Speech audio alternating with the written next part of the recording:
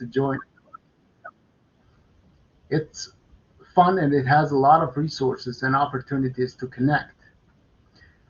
We will kick this off with an introduction from the to the UTM, Urban Transition Mission. Then we will go over a few highlights from the implementation guide on the carbon offsetting. We will then invite our case study cities, City of Turku, Bogota, and Melbourne. After each presentation, we will have a short mini Q&A where we all have a chance to ask our speakers any questions. So please feel free to insert them in the chat or raise your virtual hand to request the floor. We will have a lively facilitated discussion. Then we will have the next steps, and of course, we will close with some conclusions. First up, we have Miriam Badino, Mission Innovation Coordinator from the Urban Transition Mission, Global Covenant of Mayors for Climate and Energy, who will give us some highlights on the Urban Transition Mission and what the mission does and why should cities join the mission. Let's give her a warm welcome. Miriam, the floor is yours. Thank you very much, Fahad, and welcome everyone also from my side to this exciting peer exchange. I'm Miriam Badino. I'm coordinating the Urban Transition Mission, which, in the next slide, please, is briefly introduced here. I don't want to take much time, but I just want to say that so this peer exchange is in the frame. So the peer exchange is the framework of the Urban Transition Mission Center, which in turn is one of the initiatives that support the Urban Transition Mission. This is in mission, sorry for this many missions. This is an initiative that is aimed at mobilizing different actors and efforts to accelerate the global transition to net zeros in cities. We really focus on helping of brokering solutions and knowledge and enable cities to test and pilot innovative solutions and innovative approaches. You see that we work with 97 cities worldwide, among which Turku, for example, and we are increasing our cohort. So please scan the code if you're not the Urban Transition Mission city yet, and join us. In the next slide, I want to just leave you with some snapshots of the first year results. I don't want to go into detail here, but you see that there is a lot of actions that we did on cities, particularly piloting solutions or offering capacity buildings and activating also 7 clusters that are living in the Urban Transition Mission Center. So you're welcome to go and join the topics that you're most interested to and contribute to the discussion, of course. And thanks to that, in our cities, in just the 38 cities that joined the first year, there is a potential reduction of 21 million tons of CO2 that are equivalent, to make it more concrete, to 3 million people having a round-trip flight between Miami and Newcastle, that are both UTM cities. Go to the next slide, please. The Urban Transition Mission is supported by the Urban Transition Mission Center, which is a project funded by the European Commission, which is one of the 3 co-leads of the Urban Transition Mission, together with the Global Covenant of Mayors, on where I'm based, and the JPI Urban Europe. And it is a global community. On top of having this wonderful platform, is also you need to imagine that as a global community where you can get knowledge, peer exchanges like this, but also connect with other cities. And you will also soon find a framework that supports you to access knowledge and resources in a more focused way. So you can find what you don't even know that you need. And then also an international exchange with other cities and other partners that can support you and your city in your transition to net zero. On top of this, you can also, in the next slide, see how are these activities in practice. you will find case studies that are showing different aspects of the transition, mostly also focusing on really ambitious and innovative approaches that you can check and replicate or get inspired from, and then also events in both in person and online, and also capacity building and exchanges like this of today, but also a newly launched financing and funding help desk that you can access via the platform. And so again, I mean, I really welcome you to join what you want to, what you think is more interested for you. You can go to the next slide, please. That's just a little inspiration board where you can see already the cities that you can contact or get in touch with, and little ideas of resources that you can find in the platform. So go get active and share your experience. We are really happy to see that. And I give the floor back to Pat and to the other colleagues. Well, thank you so much, Miriam, for those inspiring insights from the Urban Transition Mission and Urban Transition Center as well, and all these interesting development that you just showed. Now, as we said earlier, we want to share some snapshots of our implementation guide. But before we do that, we would like to interact a bit with you all, and therefore we have prepared a couple of questions as the one on screen. And Bea will, yeah, she's very quick. Bea has already shared the Mentimeter link. So I encourage everyone to click on that link and go there and just enter the code first, and then enter one keyword that you would think best represent the answer to this question. And then we will have the live, maybe we will share the results directly on the screen, so you can see what everyone thinks about that.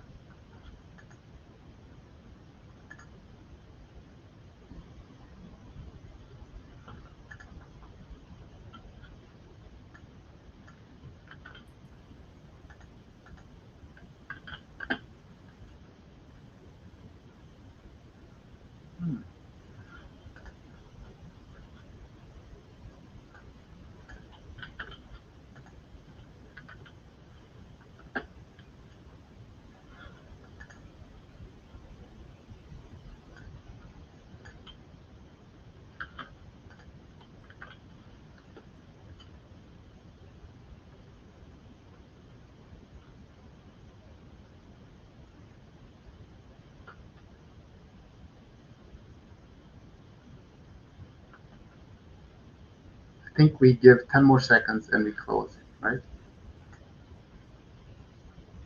But it's interesting: urban sustainability, hard-to-abate sectors, biodiversity, collaboration, greener choices, planting trees, yeah, definitely help in the pathway. That's cool. Okay, maybe we close this one and go to the next one. And we don't have to go back to slides. Maybe, Bea, you just go to the next. And all right, now the second question is, we talk about carbon offsetting. The whole session is a carbon offsetting, but what do we mean by that? So maybe very simply, like, how do we see carbon offsetting?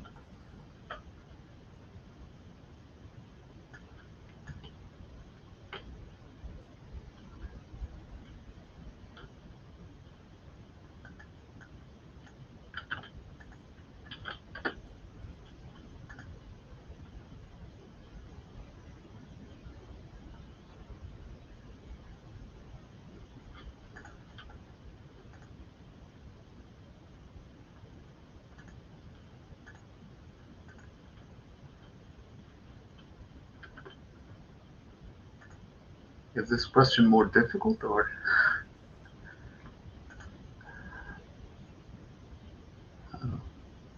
Nature-based solutions, yes.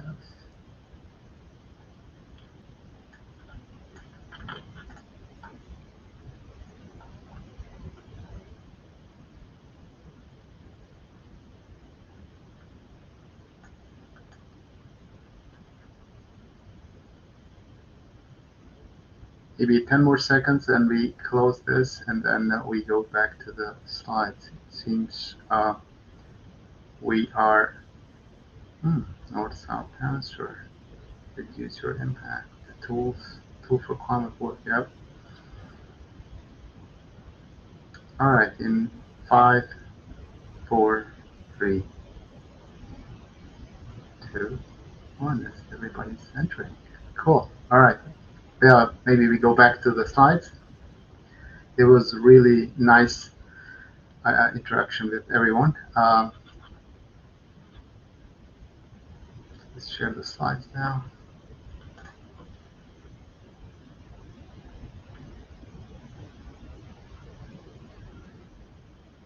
Yes, 1 second only. Yeah. Okay. Live, so. Yeah. It seems there was some technical difficulties on entering the second question, but we were still some good response. All right, great. But it was really interesting to see so many opinions and approaches. And now maybe we will shed some light on the actual practical implementation guide. And I'm very happy to give the floor now to Alina, our junior expert, who's working on practical implementation guide as well. Alina, the floor is yours. Thank you. Thank you. I hope you can hear me. I'm Alina Mures. I'm junior officer in ICLE European Secretariat. And as Bart mentioned, I will just briefly mention to you the implementation guide on which we are working. So the guide is meant to first understand if offsetting is a possible solution for cities to achieve climate neutrality, what are its main guiding principles, and maybe what is the role of compliance and voluntary markets to support offsetting for cities, what are potential viable offsetting pathways for the cities in terms of do you develop carbon sinks, do you purchase or invest in carbon credits, depending on the context, what would be the best, like the most suitable approach. And it also aims to analyze a bit what are the type of offsets in terms of nature-based solutions or technological ones. And we will have a bit of an analysis in terms of, let's say, cost benefits, or depending on which one would is more achievable or easier to implement depending on the context, on the financial resources.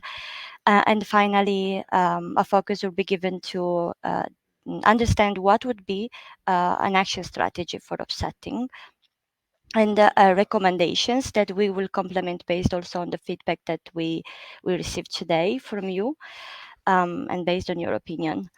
So the guide is starting with the definitions that the sixth assessment report of the IPCC is given, that defines offsetting as reduction, avoidance, or removal of a unit of greenhouse gas emissions by one entity purchased by another entity to counterbalance that unit of emissions of the other entity.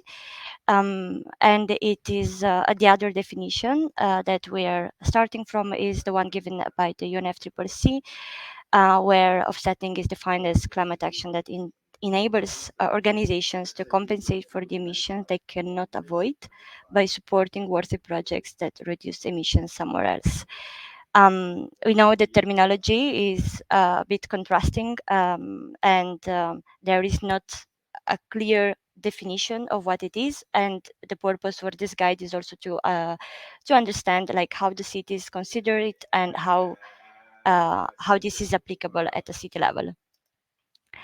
The guide aims to So the benefits that the offsetting would provide to the cities would be an opportunity to address unavoidable and hard to abate emissions from residual emissions from industrial sectors, a possibility to accelerate transition to sustainable energy by investing in renewable energies, an opportunity to support sustainable development, for instance, developing cook stoves, clean cook stoves in certain areas would provide benefits to the local communities.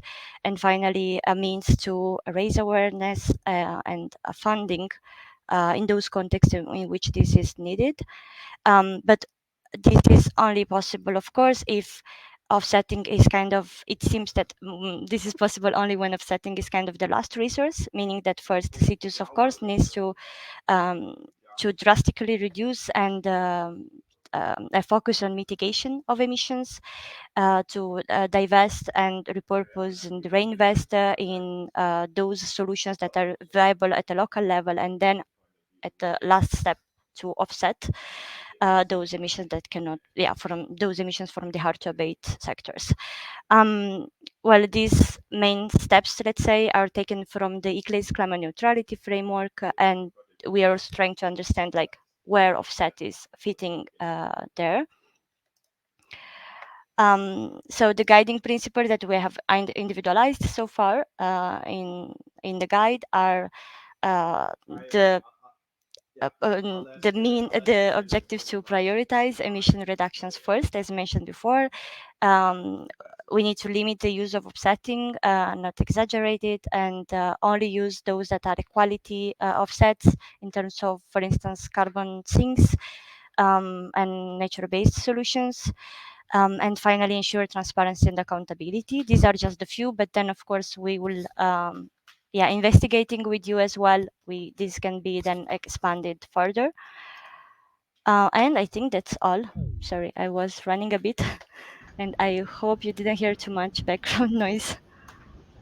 Oh, it was fine. Thanks a lot, Alina, and I hope everyone had a nice kind of fly over the guide and has taken some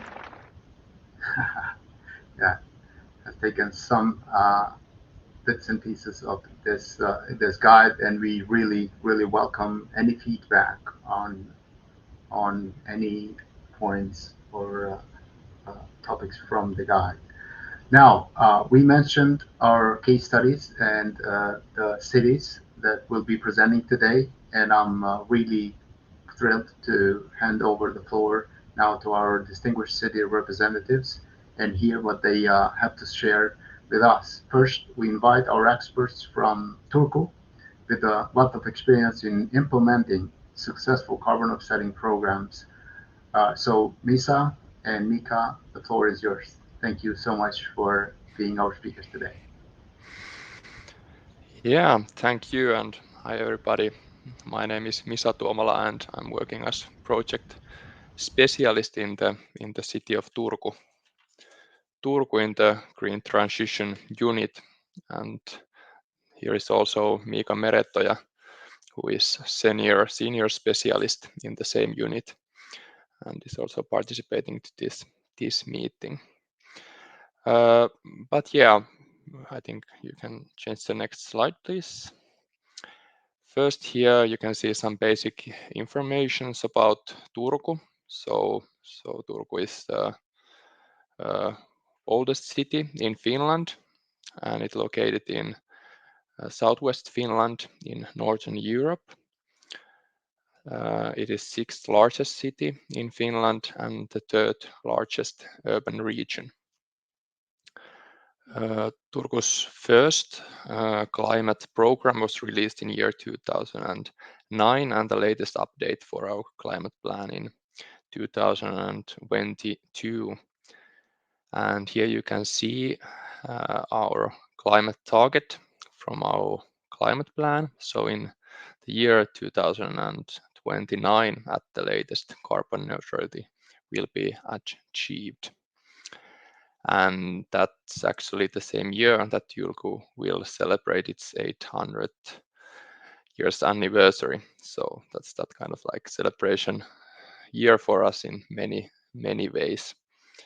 But in 2022, our city council decided that Turku will reduce at least 90% of emissions and compensate for the rest by increasing carbon sinks.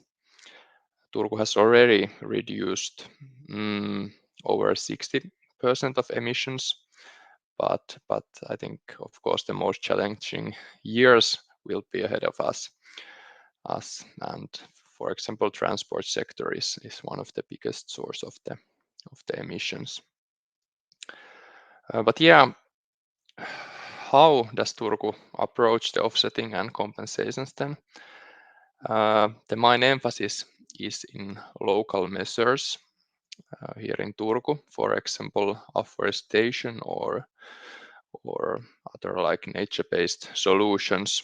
I think this is at that point most reliable method for us, considering, for example, on the good practices of the voluntary carbon markets, like double counting or permanence.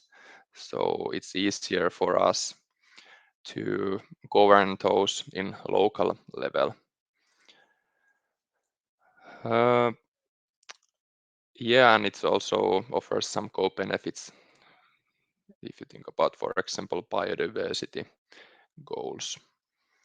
But Turku also seeks new ways for compensation too, and we participate discussion and research and development projects as well. So that's also important part of our work. There is one example that Turku applies continuous cover forestry in city-owned forests, and we assess our carbon net sink annually. But yeah, the challenge is, I think, one of the main challenges that developing operational environment in European Union level, but also in national level. There has been a lot of debate lately in Finland regarding offsettings and compensations. And last year, our Ministry of Environment published a guide to good practices for voluntary carbon markets, but basically there were no guidelines for cities and municipalities. So it's that kind of like challenge for us, and also there will be a lot of legislation in EU level regarding offsets and different claims, for example. So this is quite a challenge. But however, in Kuntanielu project, for example, we aimed to tackle this challenge, and so we try to discover that kind of like guidelines in city level offsetting and compensation, what we can claim and what is the relationships between different offset and compensation measures and the different climate targets and claims in municipal level. So that's really important goal for us right now here in Finland. In addition, it's important to engage different stakeholders for that.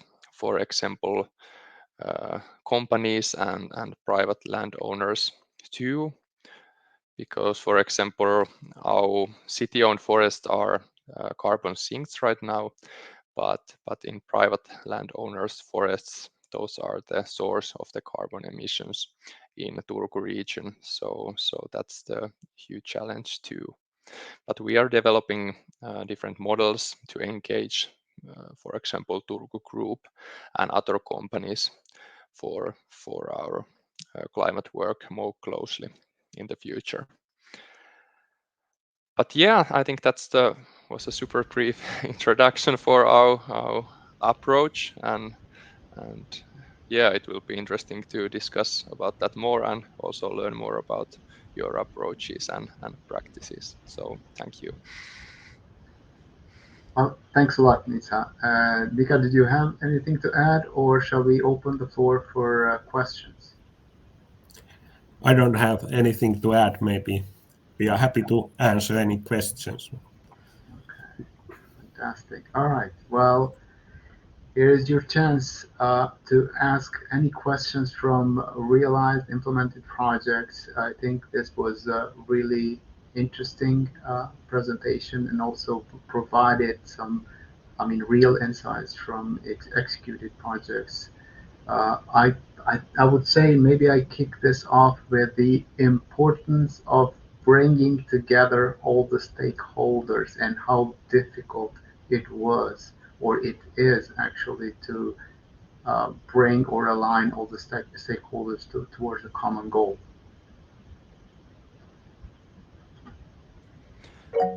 Yeah. Okay.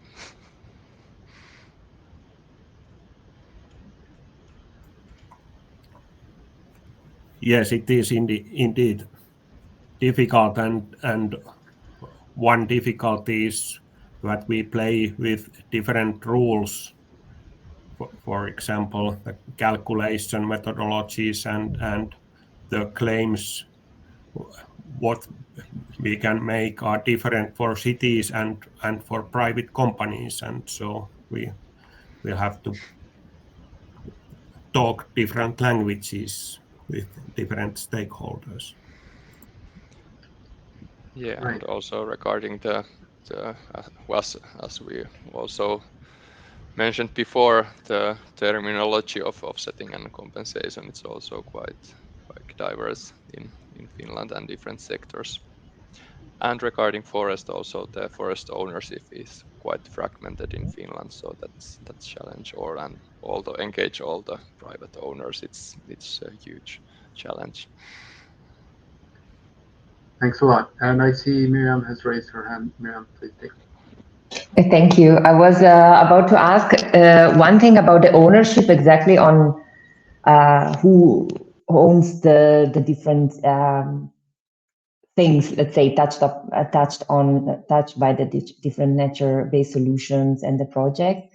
And then, so if you have, but you briefly said that is different, so I kind of have that answered already. And then I was wondering also about the calculation methods, if you have one single methodology, or if you can share more about that, even offline, that we can maybe take a look on that.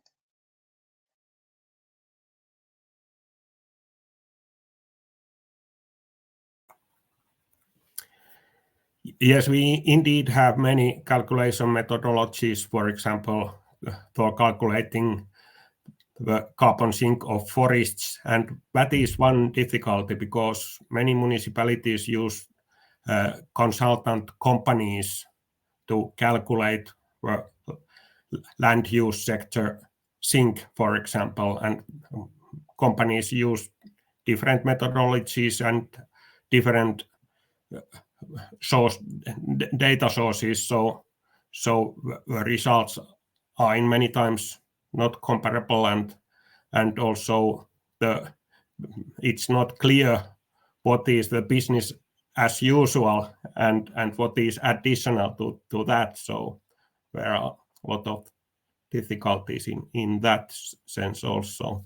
And the landowner sector is very fragmented indeed. We have hundreds of thousands private landowners in Finland, and so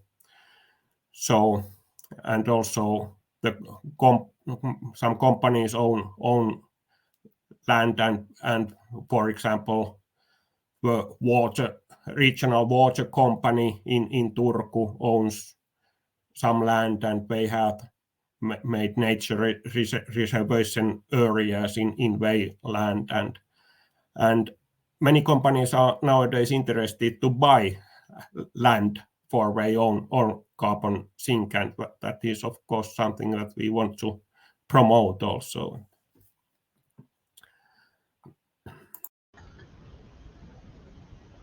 Great, yeah, and the challenge is, of course, even if you have tens of stakeholders, it's tough, and not to talk about thousands. So it's I think we can only imagine the scale of, the complexity that you have to deal with. But it's fantastic to see all this progress and all this the way you've implemented those strategies. thank you very much again, Nisa and Nika, for shedding some light from the perspectives from your city. Now, taking a long flyover to city of Bogota. It's a little bit after 3 a.m. in the morning in Bogota, I guess, and but that didn't stop our next speaker to join live.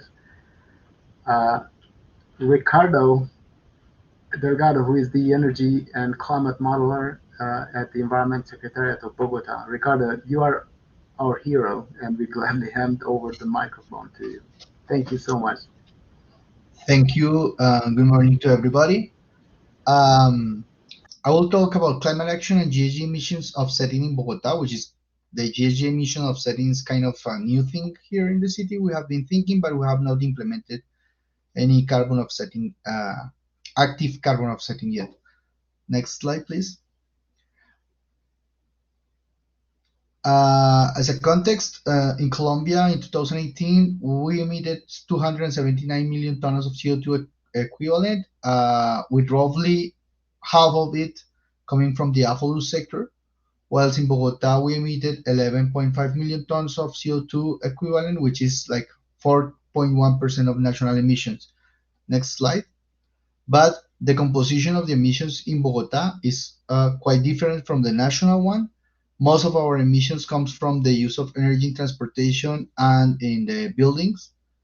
We do not have a strong demands for heating or cooling our buildings. Mainly those are like cooking and water heating demands that use fossil fuels for cooking and water heating. And the remaining of the emissions comes from the waste disposal and wastewater management. And we foresee that there is not a way to have zero emissions in those activities. Therefore, we will need to do any kind of compensation if we want to become carbon neutral, as is the goal of the city. AFOLU sector in Bogota is responsible for net absorptions, basically because we plant trees in the city and also in the neighborhood mountains that surrounds Bogota. Next slide, please.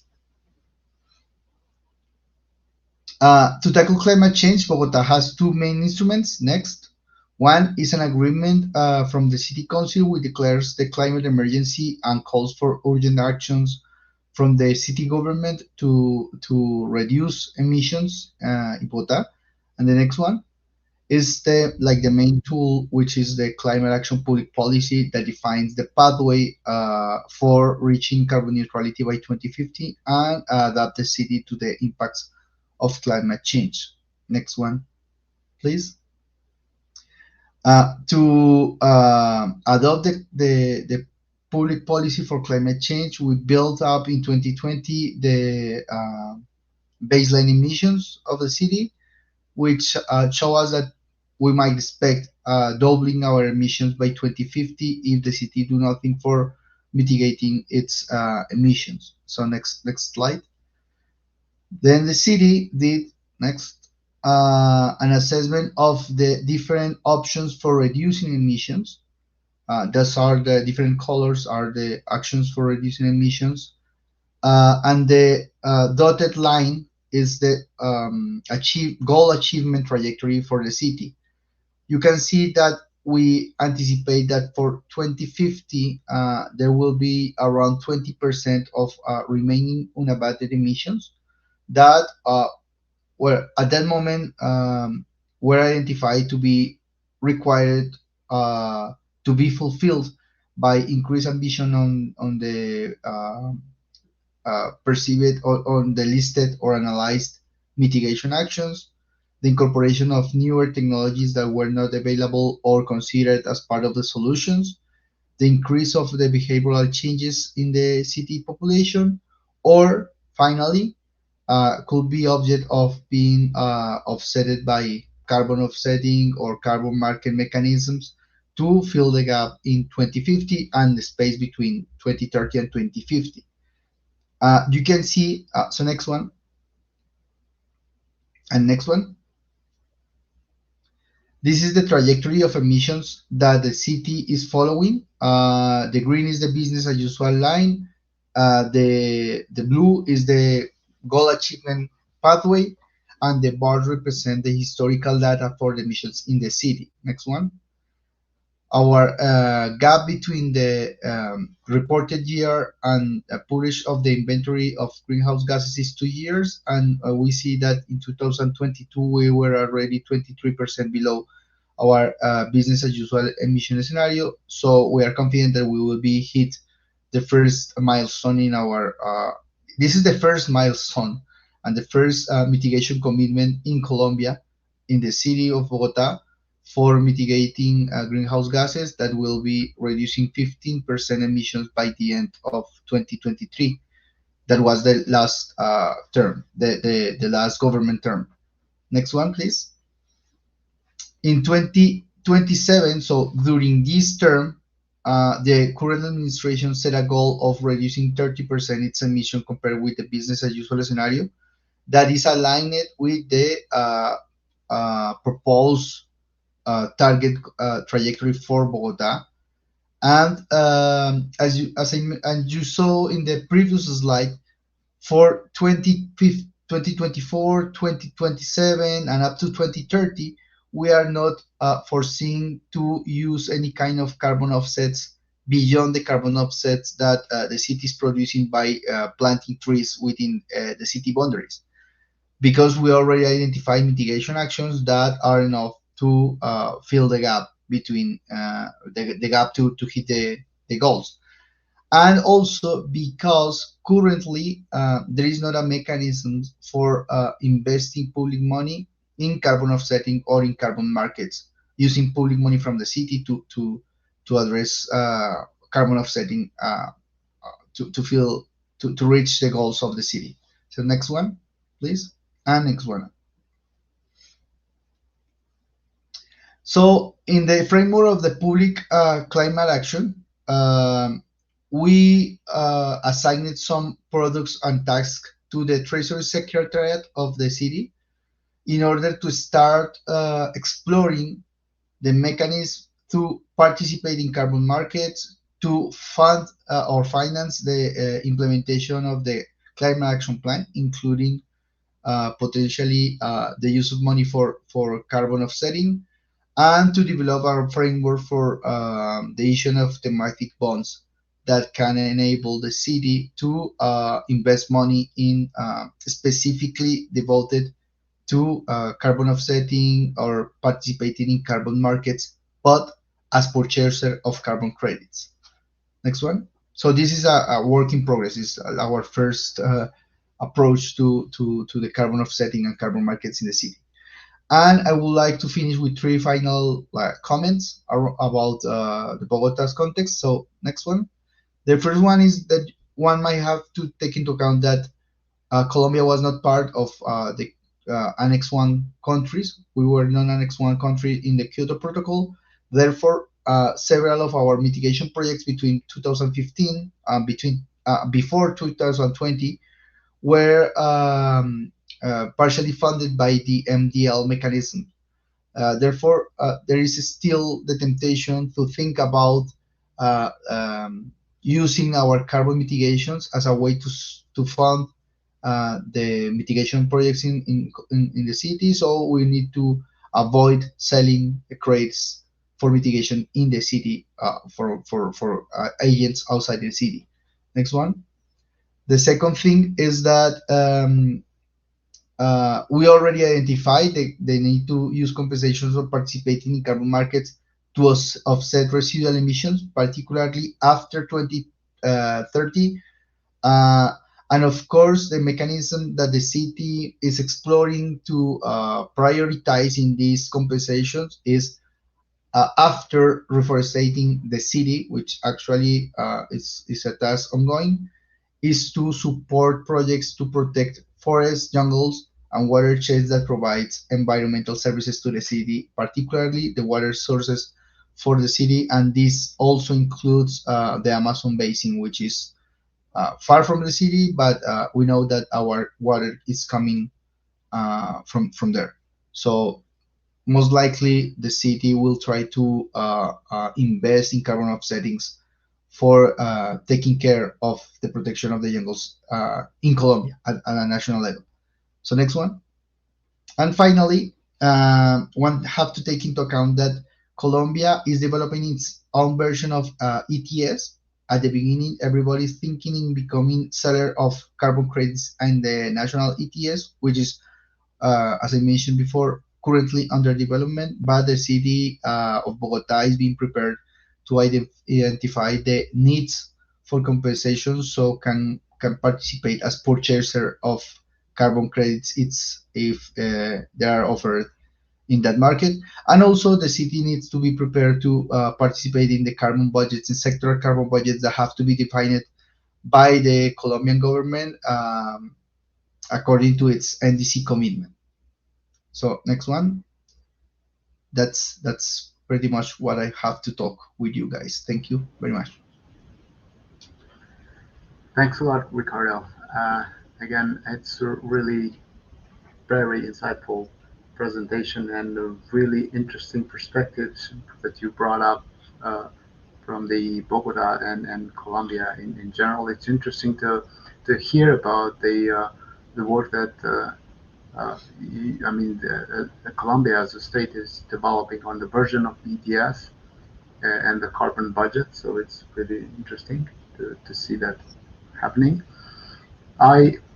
Before I open the floor for questions, I want to take the opportunity to raise one from myself, maybe, just so I kick off the discussion.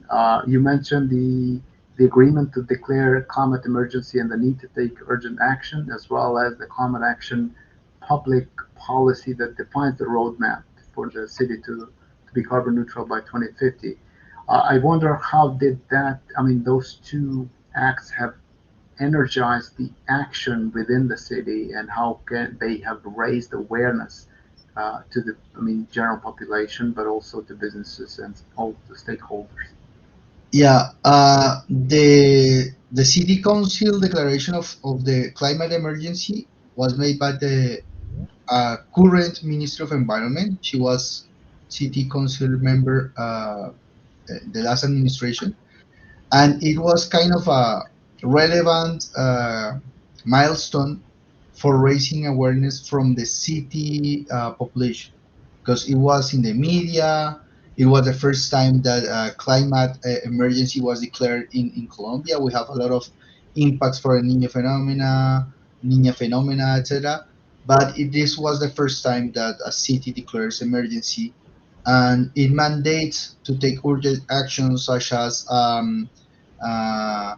incorporated only zero emission vehicles for the public fleet of transport in the city. So a very specific task that have to be addressed by the city. And on the other hand, the public policy for climate change, it was built after a really large participating process, where we worked with specific focal groups of children, young, elder people, LGBT population, Roma population, several ethical groups. And after that, we identified products and results that were included into an action plan from 2023 up to 2050. The effect that public policies have in Colombia is that every new administration have to look the approved public policies and assign budget to tackle the specific products and results that are programmed, scheduled during the term of the government. So this government actually adopted the goal of 30% reduction because it was part of the expected results from the public policy. Fantastic.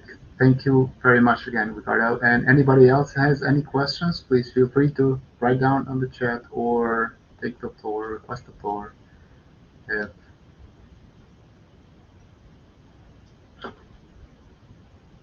And if not, then our final case is almost on the opposite side of the globe. So the city of Melbourne. But since Nicholas could not join us today, our colleague Bea has kindly stepped in to bring some of the key points brought up during the interview her and Alina had with Nicholas. So Bea, the floor is yours. Thank you. Thank you, Bart. Hi, everyone. I'm Beatrice Ruggero. I'm a project assistant at ICLE Europe. As Bart said, unfortunately, our guest was not able to join us today, so I'm going to showcase the case study of Melbourne. Next slide, please.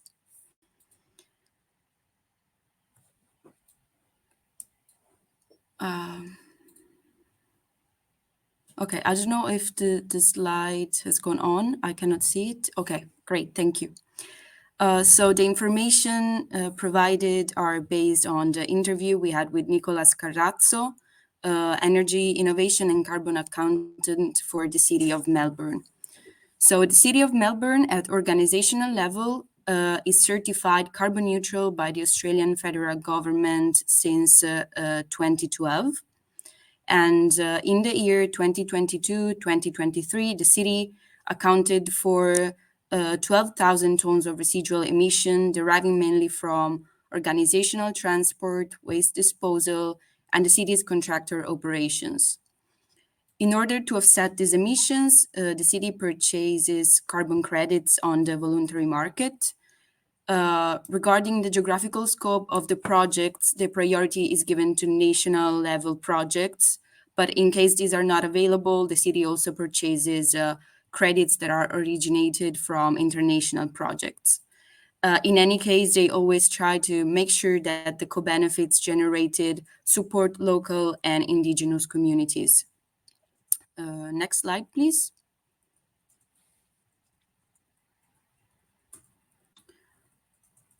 So when it comes to selecting projects, the city adopts the following criteria. First of all, it makes sure that the project aligns with Oxford principles for carbon offset purchasing, meaning additionality, permanence, integrity, and so on. It verifies that co-benefit produced by the projects align with, the co-benefits produced by the project align with the UN SDGs, and it always try to prioritize nature-based and local projects. It also makes sure that the information provided by the broker on the project in terms of details and the effects that the project itself produce are transparent and accurate. Also, the city of Melbourne purchases credits that are verified by third parties. In particular, the city of Melbourne relies on Verra and Gold standard certification schemes.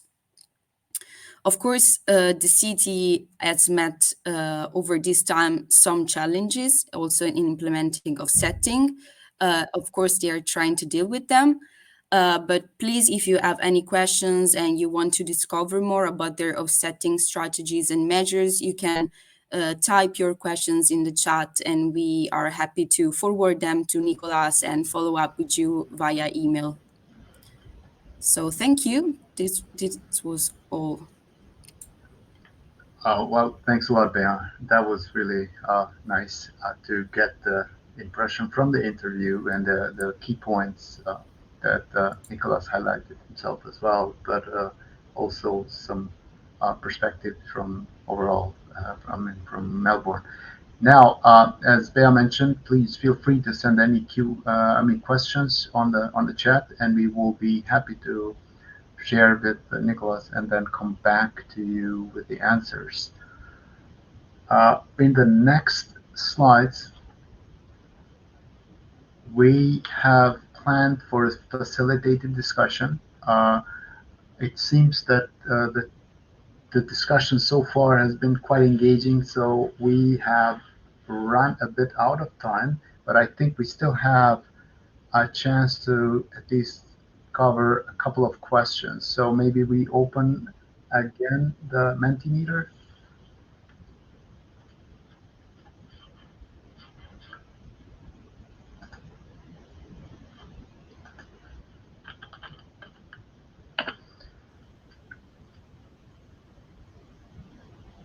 maybe we go to the next question.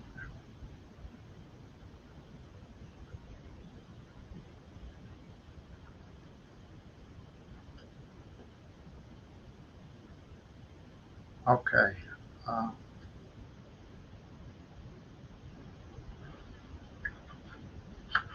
Is that the question?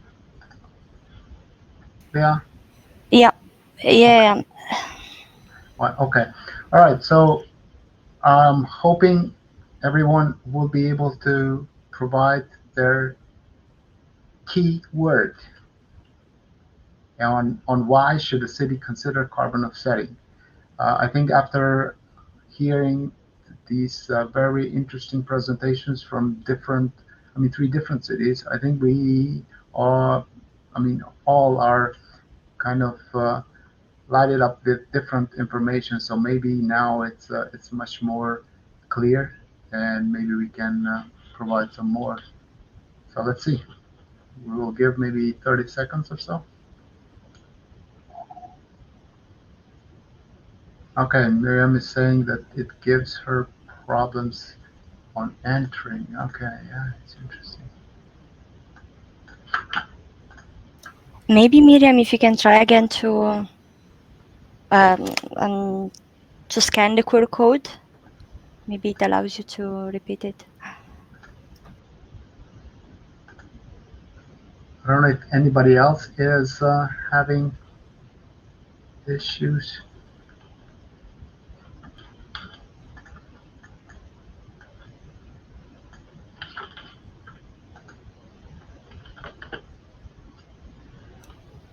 Yeah, so actually, if you have any issue in adding your inputs, you can just switch it off and scan the QR code again, and then it will allow you to provide your insights. It looks like that's the problem.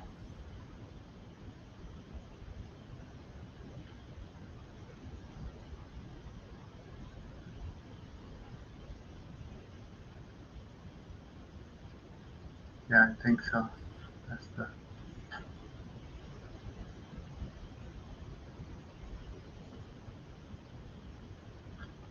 But we still managed to have a few responses on climate, the importance of climate neutrality, greening the city, facilitating stakeholders, step-by-step solutions, cooperate with other cities. Yeah, that's very important. I think that's especially on neighboring cities. To see what you can give and take and how you can help, but not necessarily just the neighboring cities.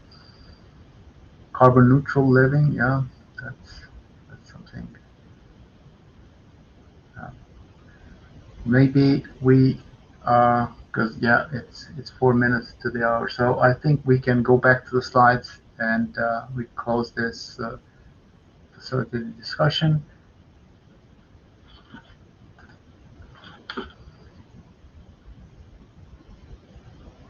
Thanks again, everyone who participated and provided your views and opinions. Thanks, Jana. Okay, next slide.